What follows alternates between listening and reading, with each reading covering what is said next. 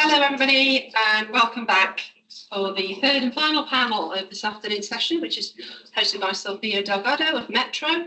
And we've got two virtual panelists and one actual in the world panelist as well, who she's going to introduce. And they're going to talk about harnessing change making. And what does it take to lead meaningful change, which is, I think, probably a subject close to many of our hearts. So thank you very much. Thank you, Alison. Hi, everyone.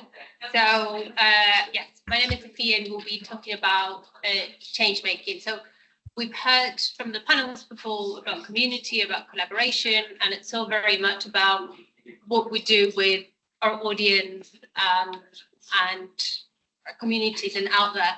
But this panel will look a little bit more inwards. And so what should we do in our organizations and how should we be prepared to maximize our strengths amid all the changes. So I'm going to a little bit more detail. I will very quickly, I want to say thank you to my team that has helped me put this panel, that has pulled all the network to set up the panelists, to come up with the questions and the brainstorming of it. So while you're not seeing them here, they did take part, and that is Sunita Bhatti, Joe River, James Smart, Elvis Boniface, and Hayden McCarthy. So thank you everyone for helping us put this panel together. Now I will take to the panelists, so it also works really well as a sound check. If you could introduce yourselves in one sentence, and I'll start with Naomi. Hi everyone, my name is Naomi Owusu. I'm CEO and co-founder at Tickaroo. We are a software as a service company, mainly for publishers, and provide a live blogging product, which is basically a very easy to use live content management system. My name is Odanga Mandung. I am currently a tech researcher and journalist, and I work for a company called Odipo Dev, which focuses on gathering audience, consumer, and citizen intelligence. Dan here with me. Introduce yourself. Yeah, I'm Dan. I spent just over a decade working in media and publishing in the UK before moving to the Middle East, where I worked again across publishing, but also within PR and marketing agencies. I now work freelance, helping organisations primarily with their Middle East media offerings. Thank you. Right, so I'll kickstart the topic. So we know we're all asking ourselves, what is the future? What is the path forward? What are we doing? What can we do today? How could we prepare for the next 3, 5, 10 years? Will we even be here in the next 20? Quite pressing matters for all of us. This panel, and we believe very strongly that getting your people right, your systems right, your organization aligned, it's paramount to embracing whatever comes. But Odanga, you are a bit of an expert in change, and we spoke last week when we were preparing for the panel about these crises in meaning. So do you want to kickstart and set the scene for us about what's happening in the landscape today? Yes, Sonia, but I mean, no pressure. I not like to refer to myself explicitly as an expert in change, but I hope with my talk, I'm able to give a bit of justice to the conversation that we had.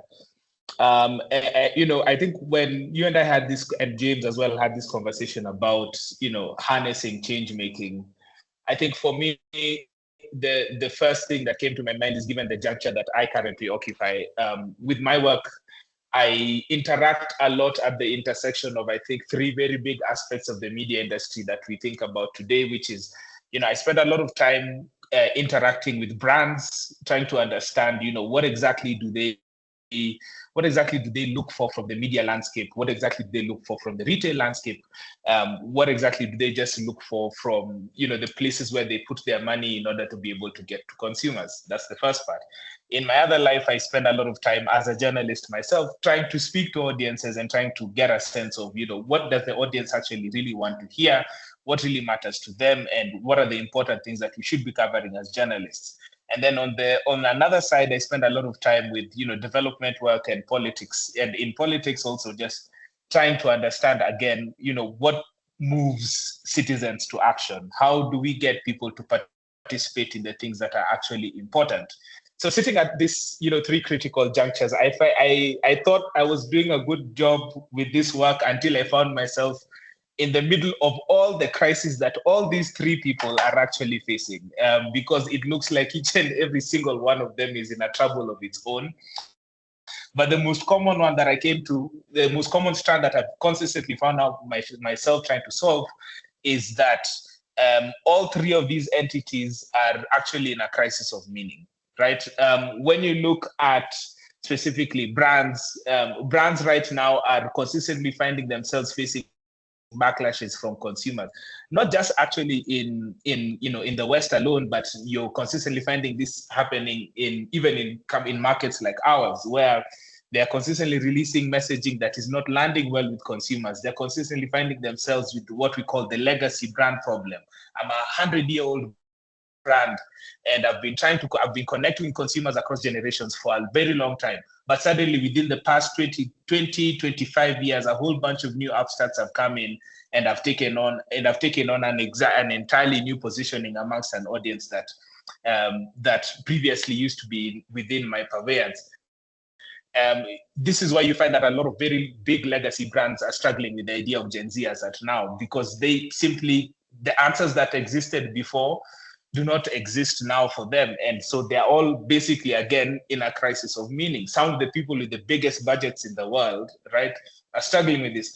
I would say perhaps what's interesting is how quickly Facebook ended up with the legacy brand problem, right? Because this is a company that is barely 20, 25 years old, and yet, find themselves having the situation of they have an aging, they're basically failing to be able to appeal to a lot of younger users within their demographics. So I think that's something that's interesting. And then you look at politics, right? You look at the clash of especially both within the West and within the global South, right? This consistent clash that is happening between young people and the broader political class, between young people and the status quo, that there's a way in which young people want politics to be done, and there's a way in which the status quo want politics to be done, and that there's an inevitable clash that is happening and erupting all across the world. All you have to look at is the events of last year, where you had several, what I'd like to call youth quakes in terms of eruptions across Bangladesh, Kenya, Mozambique, Serbia. This is something that has just become very clear that, when you look at the current symptoms of politics on a global scale, right, the collapse of the liberal world order, the rise of authoritarianism, and not just authoritarianism, but even connected authoritarianism, you're finding that, again, politics is also in a crisis of meaning. And then finally, you come to media, the consistent fragmentation that is happening within our landscape. That is partly, of course, because of infrastructure, but also partly because a lot of audiences feel that when they watch the content that they consume, especially from legacy media brands that have always been the bastions of journalism, right, that they do not see that they get the answers that they're looking for from these entities, one. And then two, even the resultant polarization and misinformation crisis we find ourselves in, this is also a sign of an industry in a crisis of meaning, at least to me, from my point of view. And so, I think when we had the conversation, Sonia, I told you that, in general, from all 3 spaces that I have seen, this is the one key thing that I can point to, that I think people within the ecosystem need to start figuring out how to chase. How do we provide meaning, and how do we provide answers to the crisis of meaning in a meaningful way, right? Because this is what actually needs to be done. And I think it also means that it involves that there needs to be a change in how we pursue the metrics of our businesses, right? Because I can say that from looking at it, especially from the brands versus media side, right? For the longest time, we would invest in Facebook and we would invest in a lot of brand partnerships with media houses. Yeah, so I mean, I can say that, I've been able to interact with brands at a very high level, right? Not just within Kenya, but even within the UK, and in terms of trying to understand how do they think about their media investments, and the kinds of return on investment that they should be able to get from those partnerships. And I should say that for a long time, the majority of the focus that we worked on was largely only about trying to understand media effectiveness, right? Did the ad flight? Was there a flight of the ad? Was the ad seen, and how many views did the ad get, and are our CPMs good, right? We never really tried to focus on trying to figure out what are the KPIs that we should really be aiming for towards trying to understand whether we're moving audiences to change, or whether we're moving audiences to change, or making sure that the consumers that we're working with are moving towards the brand purpose that we're aiming for, right? And so for me, I think as we try and figure out how we understand what change making looks like, it's not necessarily about it's also about thinking about how we think about our metrics, right? It should not be necessarily about views. It needs to be about trying to understand, are we providing answers, right? Are we providing answers to our brand partners? Are we providing answers to our audience partners? If we thought of our audiences as partners instead of just merely audiences, what does that mean and what does that look like? Because this is how we inevitably ended up in the situation where we were, right? Not necessarily focusing on delivering meaning to audiences, but focusing on purely delivering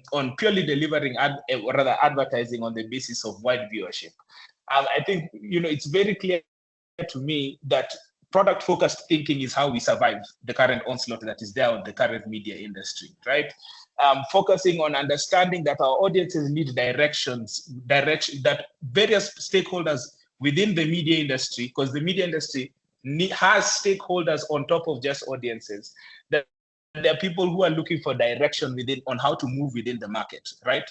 I think Financial Times do a very good job of understanding that their job is more than just serving audiences. It's also about providing direction into how people make their decisions. These are very vital functions that we need to think about and understand as we move within this landscape. I think it's, when we think about entertainment coverage and we think about people coverage, it's also about understanding that Gen Z is in need of a new bunch of heroes. Gen Z are basically at a myth forming and myth construction stage of their lives, and they're not just looking towards understanding the nature of their politics. They're looking for the next Malcolm X. They're looking for the next Martin Luther Kings. And in Africa, I think one thing that has been very clear to us with the rise of Ibrahim Traore is, how hungry these audiences are for personalities that they can gravitate to, and for the kind of answers that these people can bring. Which is why when we fail to fill in this gap and we fail to understand this job, it ends up getting filled in with misinformation, which ends up guiding people towards the wrong kinds of personalities. I mean, maybe some of you are aware about the situation with Ibrahim Traore and young Africans, but the more you dig deeper, the more you'll understand what exactly I'm talking about here. A lot of the shifts that we're seeing, are simply because, in my opinion, we have failed to understand the times, and sometimes we've failed to provide the answers towards the crisis of meaning that all three parties that I've talked about are facing. Thanks. Thank you so much. I think you touch on so many super valuable points and a lot of work. I think a lot of newsroom media leaders are trying to get to grips with, and some of that was also talked about in the previous panels as well.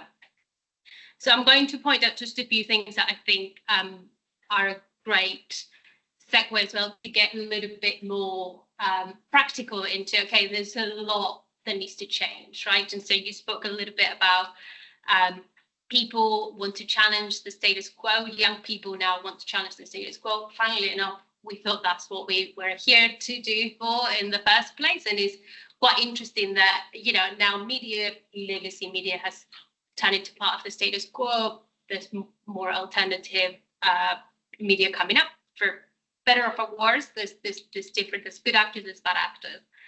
And you also spoke a little bit about all this fragmentation that is coming up, and there's different metrics how you can get your meaning, and that ultimately media organizations and newsrooms need to get a lot more behind product thinking to be ready to raise this. Now, Naomi, in your case, so Tickaroo obviously startup, so no legacy to rest on. You just always need to be in this changing product thinking. Having your audience at the core of what you do is really important. And I think journalism is meant to be a service, and you guys also understand your business model. A service is key to you. So what I'm keen to hear is, how do you build and inspire your teams to be of service and to have this product thinking mentality, this agility to keep moving and stay ahead of the many changes that come any given day? So yeah, that's right. When we started 14 years ago, we didn't have like a legacy. We had to build a brand. There was no brand. We had like a meaning and no crisis of meaning. And so I think what was really important for us, or what's just natural when you start, like a few people that start a business, they have like a purpose, why they're starting it. They're pretty close together, and you discuss your ideas. You try to build a product. You try to build a prototype. You do trial and error. You do it very agile. It's very fast. It has to be at a fast pace, because you have to catch up with so many things. You have to monitor your audience, and you have to get the product to the audience. So I think what we try to do or to maintain is this closeness of the different parts of the company, whether it's sales, whether it's marketing, whether it's product management, product development. We try to be on one team. So when we have our meetings, it's not like we have a marketing meeting, a separate sales meeting, a separate product meeting. We talk to each other. So we're in one group, and we try to work very closely together just to make sure that the information from the clients or the audience, or in our case also the publishers, which are our clients, but we also consider their audiences as our clients, because the product has to work for them. We make sure that this information from sales gets to marketing. Marketing provides like content and ideas for the editors, which are our clients, to be able to manage all the things that they need in order to tell a good life story. And also product development knows what's going on. And I just had a key moment when I was in a product meeting, and the guys talked about some requirements the clients had, and then the product manager told our sales, or asked our sales, to get back to the customer so that he could fully understand the use case. And I think if you have that in a company, like people working on the tech asking the people working with the clients to get more information, sometimes we just also get them on a call directly with our tech team, then you have an ideal situation, because you can make sure that the product that goes out there is meant to work because we are asking for the issues that people have, and we're building the solution in the tech. And also we try to make sure that the tech is not visible. So there will be a lot of tech in the background, but the interface and the functionality should stay very, very simple. Yeah, and therefore I think you need to talk as a team, and you need to find collaborative solutions for that. Does that answer your question? Yes, I have a small follow-up before I go to Dan as well.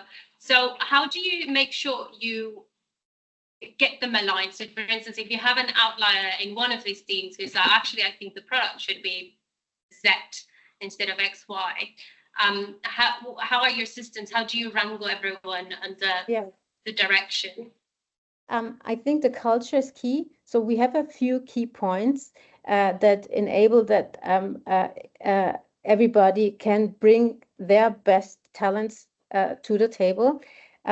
First, we need ideas. As a startup, we need a lot of ideas. We need a lot of agile ideas. So we try to encourage our people to share their ideas, and therefore you need a safe space. So there is no dumb question. There is no idea that's too crazy. We want them to have crazy ideas.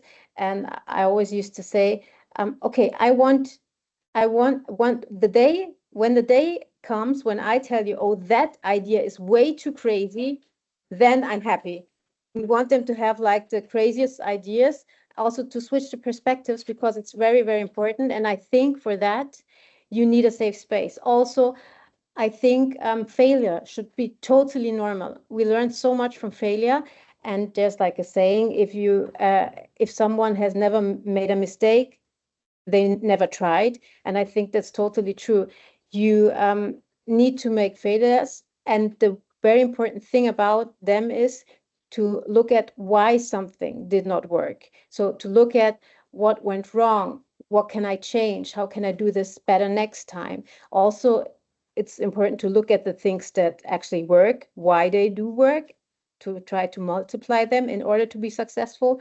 But I always get very, very worried if I just know that something is wrong and no one is talking about it, because that's a situation where we not can learn from anything. It's just hidden potential. For me, it's just like hidden potential. Failures are good, and we need to have a culture where people can talk about it and where they know they messed up. And I think in terms of leadership, it's also important, if the leaders make mistakes, just be honest about them and just tell the people, oh, we messed up. Let's look at the situation, what happened. Because I think when people know, oh, also the leader makes mistakes, I'm allowed to make mistakes too, because it's not a bad thing. Actually, it brought change. We changed something, we adjusted something, and then it got better. And I also think that it's very, very important to try things, also new things, sometimes risky things, but also to totally be aware of why you're doing it. So you always have like different factors. It could be like qualitative factors that you say, I think this is going to work. This project is going to help, like when you're in journalism, the community. I don't know how it will perform in numbers, but I think for our trust, like building trust for our audiences and to be credible, that would be a really good piece. And it's really important to be aware of why you're doing things, if you're doing it for the numbers or you're doing it qualitative, and also to know the risks. And if you prepared like this, you can also try things that might seem very, very risky, also in order to learn. We also tried things that did not work out. For example, we built we built tech, but we thought we wanted to build hardware. And so we built a camera for sports reporting that was aimed to record minor league games and follow the action. And we put a lot of effort in that, and we put a lot of ideas into that. And our team was very, very enthusiastic about that. And we built a prototype, and we also made like a presentation at a convention of the prototype. But in the end of the day, we just saw that we were not able to cover the production costs with all the competition on the market, and we had to let that thing die. And I think it was a very important lesson for everyone. I mean, everybody was enthusiastic about it, and we were very sad when we had to let it go. But still, we learned so much in that project, and we also learned to know where our strengths are and to focus more on them after the project. And sometimes that was our learning. It's maybe better to rely on partners than to build everything on our own. That's just one example. Thank you. It sounds very refreshing working for your team, where you can come up with wacky ideas and fail anything. That what you mentioned about having a safe space to do that, to be creative, and I've seen it in different teams across the years, particularly the teams that are at the experimenting phase and have a little bit more freedom, just how much fun they have and how much, creativity they can bring. Whereas, and Dan, you have experience in legacy newsrooms, and in my experience, sometimes it's a bit hard to have that type of thinking that failure is allowed. Not that it's not, but it always feels like it would be a really hard one to do. And so sometimes you have people that come with great ideas, sometimes they're very wacky, but it always feels like, oh, there's just too much risk right now, and we cannot be trying that because we have to do this thing that we have always done to see if it continues to work. So, Dan, what's your experience in terms of bringing innovative thinking in this legacy systems that are quite hard to steer? I think, kind of before we go into that, just going on to the idea of failure there, I think there's two forms of failure, isn't there? Particularly with a legacy brand. Ultimately, the brand is going to be here when we're all long gone. So effectively, we're just a custodian, and being the person that the person that leads to a failure. There's a lot of pressure on when we do kind of execute change, and also failure from the sense of your kind of workforce and how they're equipped to be able to initiate change. But I've probably been involved in 4 major periods of change. 2 at Trinity Mirror, Reach as it was. In 2008, we introduced Newsroom 2.0, which was kind of a traditional newsroom with an upgraded digital element. Then 3.0 came in 2013, which was very much a digital first mindset. And then when I moved into the Middle East, I worked for the National, and that was change that was initiated by ownership change. And then moving then into Sport 360, which was a real luxury when it comes to media. There was a legacy of to a certain extent, of probably at that stage about 10 years of publishing, but we very much had a blank canvas to do what we want and lead the company in the direction that we saw fit. And I think the biggest thing, and you mentioned it when you were kicking off, and I wrote down getting the people right, is 100% the direction that we would always look to take. I think one of the difficulties with change is it quite often starts in a small room with 3 or 4 people who have got quite a distinct vision, and they are building a process of how to get there. When that starts to initiate into the real world, particularly in a large company, you start to see the roadblocks. Throughout my time at Reach, we would have initiated change in newsrooms where you would have a 21-year-old reporter. This is a true story. A 21-year-old reporter fresh out of uni sat next to a 65-year-old reporter who had been working at Beat for 45 years. And people's attitudes and aptitudes towards change are very different. So being able to go into a newsroom with a vision and being able to tell people the direction that you want to go in is kind of first and foremost a really crucial step on that journey. You've got to be 100% clear as to why you're initiating change and where you want to get to. Just walking out to people and saying that we need to change or we need to adapt is by no means enough. There's got to be reasoning behind things, and people have got to understand what their place on that journey is, how they fit into what change could look like from an operational perspective as much as anything. And before you can expect anything of anybody during a change period, it's entirely your responsibility to make sure they're equipped to come on that journey with you.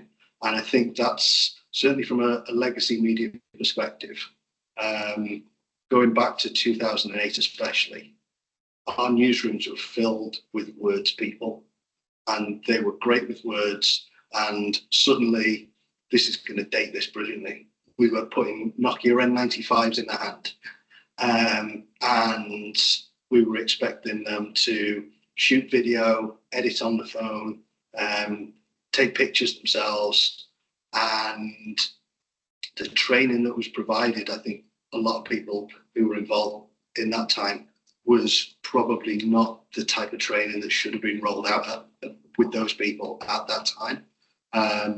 But yeah, equipping people to be able to take that journey with you, absolutely critical. I think being clear where you want to go and having that, making sure that your team is equipped is definitely key, because I've been in places where, and particularly right now, right, everyone's like, you have to change, you have to change, you have to go in all these many directions. And everyone as well has a very different opinion of which way to go.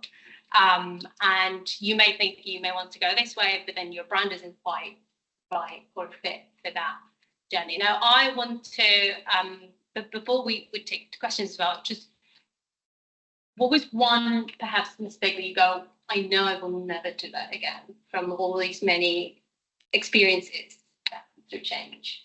We're short on time, aren't we? I think training's the biggest thing. And training and knowing your place. I think there's a huge tendency to chase audience. And when you chase audience, you can do it in a really inauthentic way.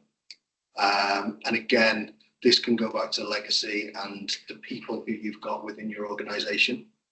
I think the classic at the moment is chasing that kind of Gen Z under 25 audience. And I see it so many times that a room full of 40 to 50-year-olds will sit down and they'll deliberate as to what a 22-year-old wants to consume. And I think one of the previous panels, one of the contributors said about we're very good at kind of presenting what we think people want rather than what they actually want. And I think that's big in kind of today. I think from a mistakes perspective, not having the right people in the right places in certain instances is definitely something that will be relooked at. Thank you. Can I just say something to Dan? Yeah. Because I love that what you say about strategy, because we learned the hard way, because we had to change so much and to be agile. We really had to make sure that we communicated our strategy and also our changes in strategy, to be transparent about them when something was not working. Otherwise, people get totally lost. I totally agree with that, especially when you have to adjust fast. You need to make sure to be just transparent and tell people why it did not work, what we're changing to be more successful. And I just love that. Just wanted to say that. Yeah, I completely agree. I think transparency is everything. If we can't be honest with ourselves and the people that we work with, then we've got a huge problem. And I think from a colleague perspective, there's nothing worse than kind of working in the dark and just kind of beavering away every day, not knowing what the ultimate goal is behind everything.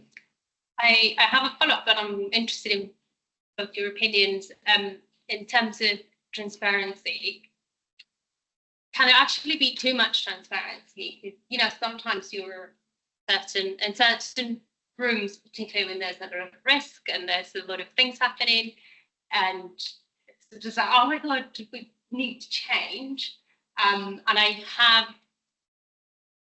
I've been with people that are like, I just don't want to tell the team this because it's going to cause panic and it could cause problems. So what do you think? Is there such a thing as too much transparency, and how would you deal with that? That's a good one.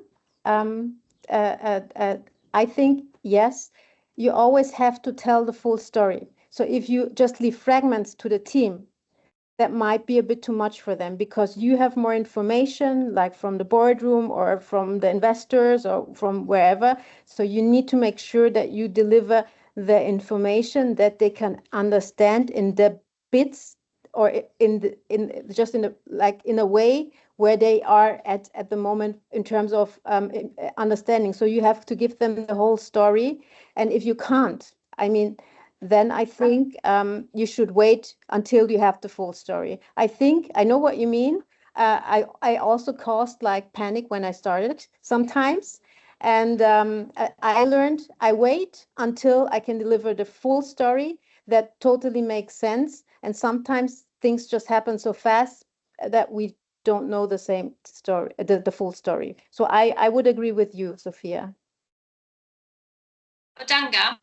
Yeah, I think so. There's the realistic situation, and then there's I wouldn't call it idealistic, but the best way, in my opinion, to handle it. First, to use that specific example,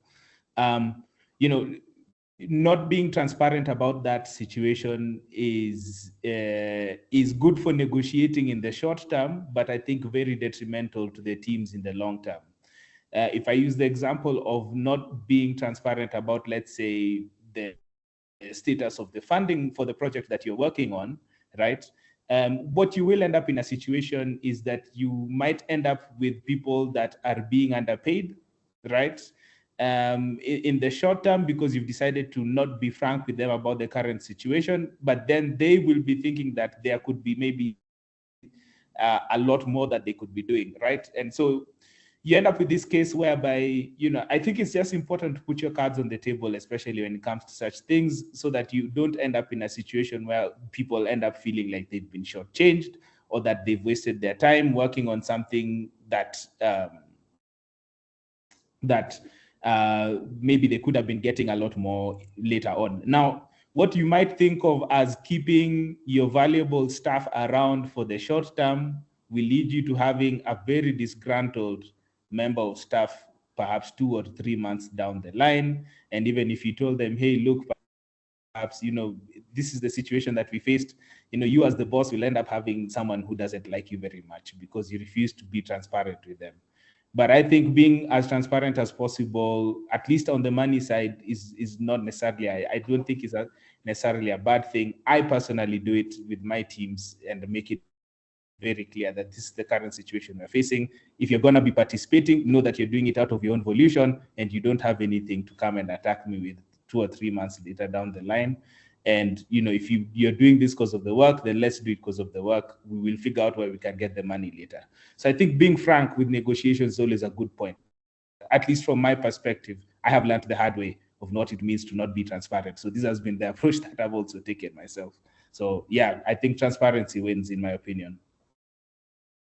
I would make a difference between it's not between like there's a very big problem in funding and there's just a fluctuation. Like I think smaller things that needs to be resolved. I don't think every detail has to be brought out there. If there's like, I don't know, like a part of the budget that's not secure, but you can solve the problem in 2 days, then I would always wait the 2 days. That's what I meant. It could be too much communication, and I think it should be at a level that people are not disturbed in their workflow every day. Yeah. I think a lot of it comes down to leadership as well, and the trust that you've built within your team. If you've got that trust and credibility, and the ability then to be able to give the message along with the understanding that's behind the message, then transparency shouldn't be something that you fear, because I think you'll get more out of, as Odanga says there, you'll get more out of people in the long term rather than just trying to save a little bit of short-term pain.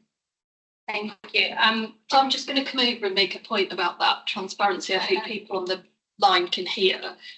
I wondered whether transparency is especially important when you're dealing with journalists, because actually, otherwise you find journalists sort of like using their journalism skills against you as a manager.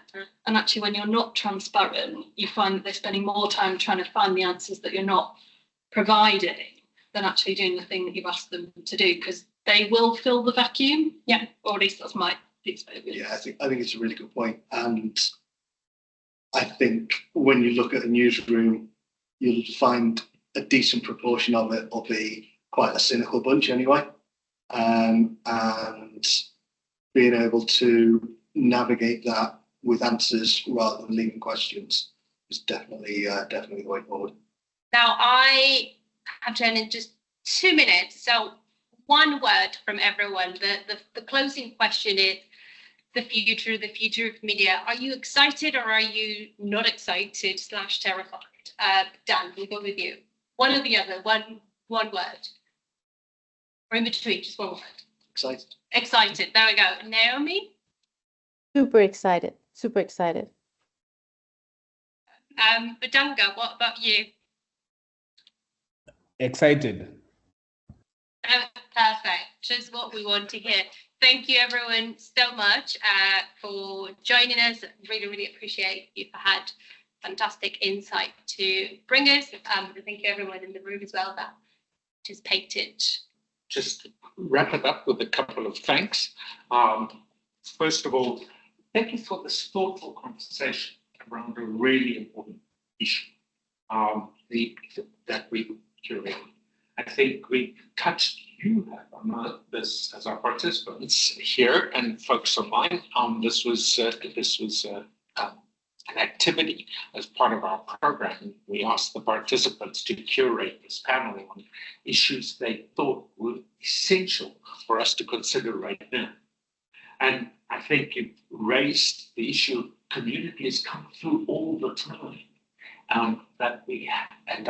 There was so much to take away from that conversation. Thank you, Lucas, for curating it. But I think Christina's point of that view from the dance floor, that we are part of the communities that we serve. And while we sometimes hover out of a kind of view from the top, we are actually players in this game. We really need to think about what sustainable, peaceful, thriving communities look like and what is the role we can play. I think it was a seamless kind of transition to the next step, which was collaboration. We can't do this alone. You can't do this alone in your newsroom. You can't do this alone as an organization. And I think there was something really wonderful about that conversation. But Sarah Lester, assistant was we on her. She was, as the editor of the MEN, was, obviously a hard-nosed journalist from a big brand, which is now the largest red regional news brand in the country at the moment, with a really wide audience. It's really collaborative with her rivals and with other people in the community, and really humble around the fact that she's focused on purpose and that she will collaborate with other people to achieve an impact. And I think that was a perfect segue to the conversation. Thank you, Dan, for also joining us in person for a conversation about change. So how do we do that? It's not business as usual for many of us in media. And many of us in different organizations are collaborating, working with people, working across disciplines and spaces and places that we are not familiar with. But it was clear that it starts with us being open to listening to everybody around. And I think that is, and I wanted to, Dan raised that you almost quoted Margaret Mead, Dan, by saying, change starts with a small group of committed people. Margaret Mead is famous, the American anthropologist, famous for saying, never doubt that a small group of thoughtful, committed citizens can change the world. Indeed, it's only the only thing that ever has. And for those of you who are new to this community, this course, this group here, this is a community, not a course. You're a community of committed change makers who are very diverse. We come from different countries, different operating contexts, different kind of profit models. And we continue these kind of really frank and safe dialogues about how we're going to create valuable change in our communities. So I think it's really important to understand that this program is made possible also by our sponsors who do this. And we call them sponsoring partners, not just because it's a cute term, but I think that you've seen from Naomi and Tickaroo, who are sponsoring partners, that they participate in sharing not just a check, but time, insights, want to contribute in other kinds of ways. So thank you, Naomi, for joining us today, and we look forward to seeing you in real life here in Preston later this week. And thank you also just for ArcXP, for Washington Post, FT Strategies, Brightside, the Journalist Charity, Christmas Communications, and Media Lab Jordan for all funding this program and making it possible for us to do this.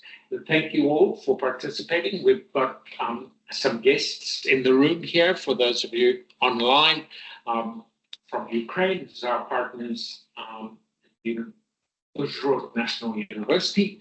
We're delighted that they're here, to the Vice Chancellor and other colleagues from the journalism department here. So that just gives you a sense of our continuing conversations in change. So thank you all for coming, and thanks. Have a great afternoon.